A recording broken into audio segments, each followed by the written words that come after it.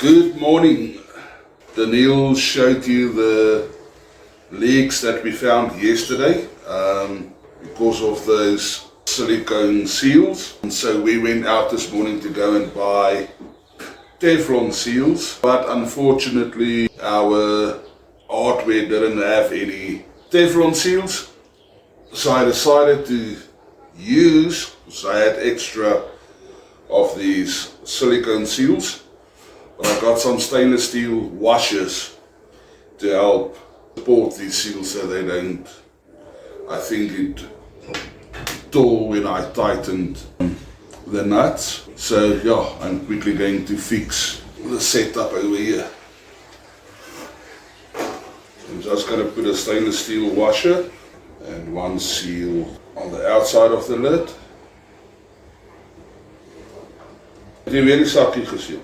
Jy weet my vingers is te dik vir daai. Myne ook. Was het net 4? 5. Jy het moes 2 dae opgehad op die thermometer.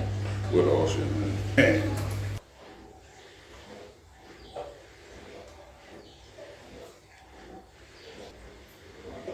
Now that's a lot better. Same with the thermometer. I've got my stainless steel washer, the seal on the other side, another stainless steel washer, and then the copper nut and tighten. And that should keep any vapor from escaping. And there we go. Let's quickly test it out. Just need to put the tools away quickly.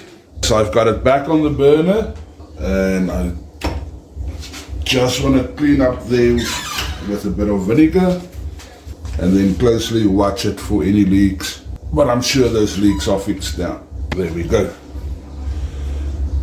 Okay, so we've got it boiling again.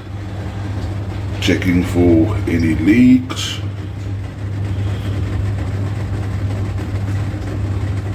And all the leaks seem to be fine now.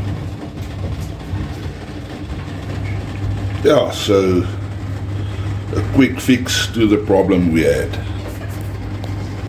Okay, yeah, so thankfully I was able to fix that quick and easy and cheaply.